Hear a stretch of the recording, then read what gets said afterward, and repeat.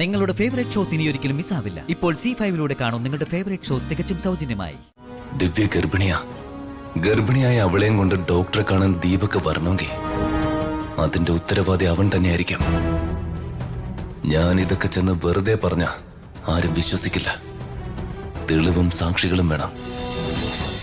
ഇനിയിപ്പോ എന്ത് ചെയ്യും? കരയരുത്, ആൾക്കാര് കാണും. ഞാൻ ഇനി എന്ത് ചെയ്യണോന്ന് പറ. ഞാനൊന്ന് ആലോചിക്കട്ടെ, പറയാം. തൽക്കാലം നീ ഇത് ആരോടും പറയരുത്, നിന്റെ വീട്ടുകാരും അറിയരുത്. നമുക്ക് എന്തായാലും നോക്കാം.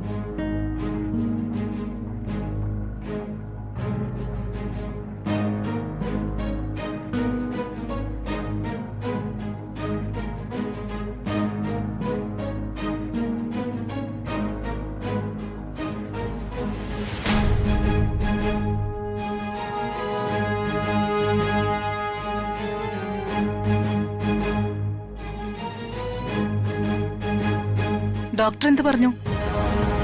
ടെസ്റ്റ് പോസിറ്റീവാ.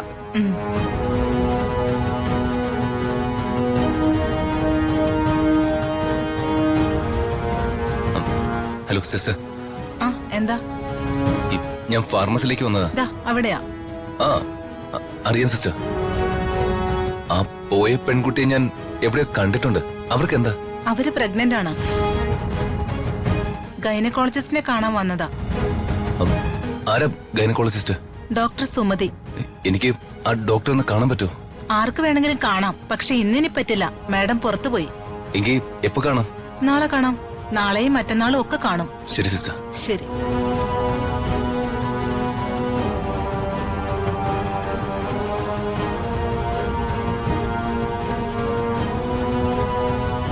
ദിവ്യ ഗർഭിണിയായ അവളെയും കൊണ്ട് ഡോക്ടറെ കാണാൻ ദീപക് വരണമെങ്കിൽ അതിന്റെ ഉത്തരവാദി അവൻ തന്നെയായിരിക്കും. ഞാൻ ഇതൊക്കെ ചെന്ന് വെറുതെ പറഞ്ഞ ആരും വിശ്വസിക്കില്ല. തെളിവും സാക്ഷികളും വേണം. ഡോക്ടറെ കാണണം.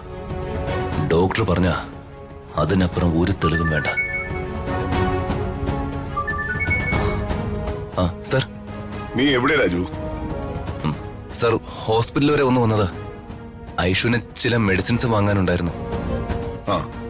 മെഡിസിൻ വാങ്ങി കൊടുത്തിട്ട് നീ വീട്ടിലോട്ട് വാ. സർ. നാളൊരു യാത്രയുണ്ട്, അതിനുള്ള ഒരുക്കങ്ങൾ വേണം.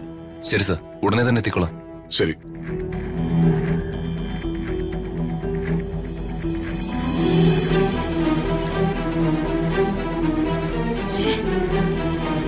ഇവനിത് എവിടെ പോയി കിടക്കുക? വിളിച്ചിട്ട് എടുക്കുന്നുമില്ലല്ലോ.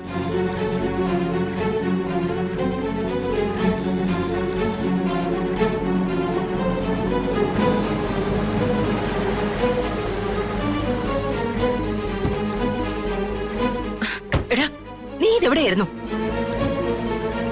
ദൈവമേ, ഞാൻ ദിവ്യയും കൊണ്ട് ഹോസ്പിറ്റലിൽ പോയ കാര്യം അമ്മ അറിഞ്ഞു കാണോ? എടാ, നിന്നോടാ ചോദിച്ചത്. അത് ഞാൻ എന്റെ ഒരു ഫ്രണ്ടിനെ കൊണ്ട് ഹോസ്പിറ്റൽ വരെ പോയതാ. അവന് ചെറിയൊരു ഛർദി. നീയേ വല്ലവന്റെ ഛർദിയും കോരി നടന്നോ? എടാ, നീ ഇവിടെ നടക്കുന്ന വല്ലതും അറിയുന്നുണ്ടോ? എന്താ? എടാ, ആ ഫിനാൻസ് മിനിസ്റ്റർ ജയദേവന്റെ മോൻ ഋതികെ പെണ്ണ് കാണാൻ വരുന്നുണ്ട്. അതെന്താ എത്ര പെട്ടെന്ന്? നമുക്ക് പ്ലാൻ ചെയ്യാനുള്ള സമയം പോലും കിട്ടിയില്ലല്ലോ. ഓ, അത് ശരി. നിങ്ങൾ എന്റെ അമ്മ തന്നെയാണോ? ആ മിനിസ്റ്ററുടെ മോൻ അവളെ പെണ്ണ് കാണാൻ വരുന്നതിന് അമ്മ എന്തിനാ ഇങ്ങനെ ഒരുക്കി കെട്ടി നിൽക്കുന്നേ? ഇങ്ങനെ ഒരു ഞാനൊന്നും പറയുന്നില്ല.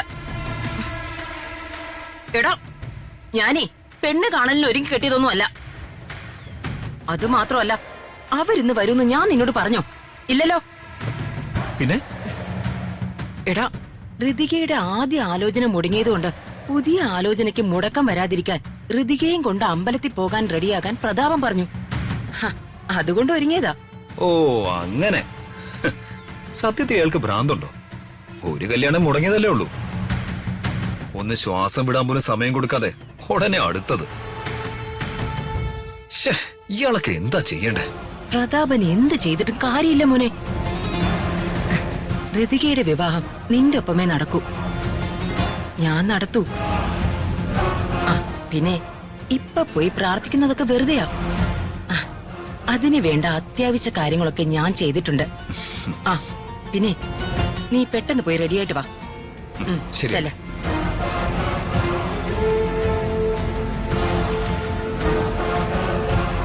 പ്രതാപ, ഋതിക എന്റെ മകന്റെ ഭാര്യയെ ആകൂ. ഇല്ലെങ്കിൽ ഈ അംബിക മരിക്കണം. ഏതമ്പലത്തിലേക്ക് രാജുവേട്ടാ നമ്മള് പോകുന്നേ? ആ, വർമ്മ സാറിനെ അറിയാവോ? കുറച്ച് ദൂരെയാ. വാ. എന്നാ വാ.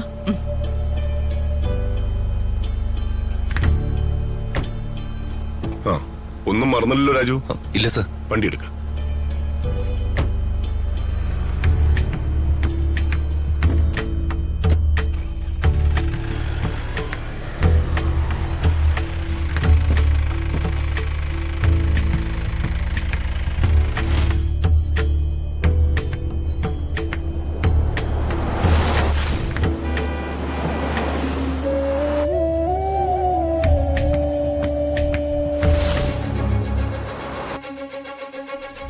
മോളെ നിക്ക്.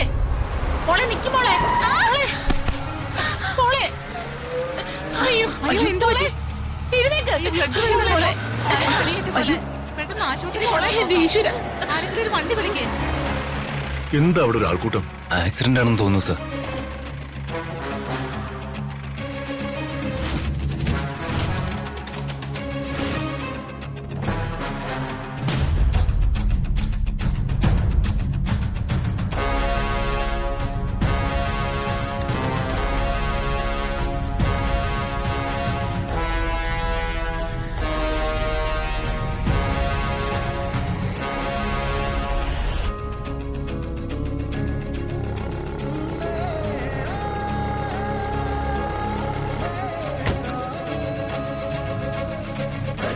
പത്മാവതി.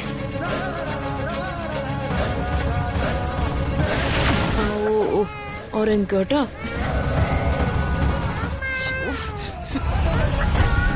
പോട്ടെ മോളെ. ഹോ, ഇതെന്തൊരു ശല്യമാ.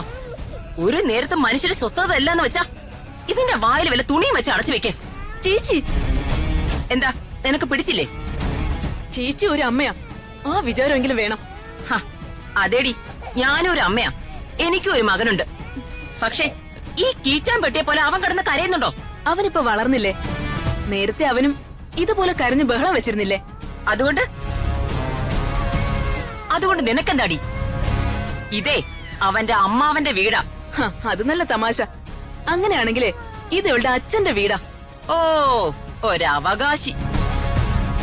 അതെ, പ്രതാപൻ എന്റെ അനിയനായതിനു ശേഷമാ നിന്റെ ഭർത്താവായതും ഈ കീറ്റാൻപിട്ടിയുടെ അച്ഛനായതും ഒക്കെ. മതി മതി.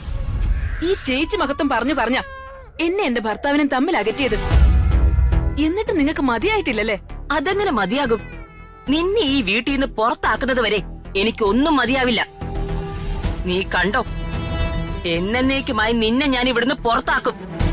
ഹ, എന്നിട്ട് എന്റെ മനസ്സിനിണങ്ങിയ ഒരു പെണ്ണിനെ കണ്ടുപിടിച്ച് പ്രതാപന് കല്യാണം കഴിച്ചു കൊടുക്കും. ഒരു സ്ത്രീയുടെ കുടുംബജീവിതം താറുമാറാക്കിയിട്ട് മതിയാവാതെ അവളെ തെരുവാധാരമാക്കാൻ ശ്രമിച്ചുകൊണ്ടിരിക്കുന്ന നിങ്ങള് ഒരു മനുഷ്യ സ്ത്രീയാണോ? നീ പറഞ്ഞതേ സത്യവാ. ഡൗൺലോഡ് ചെയ്യൂ C5 ആപ്പ്. കാണൂ എല്ലാ എപ്പിസോഡുകളും സൗജന്യമായി.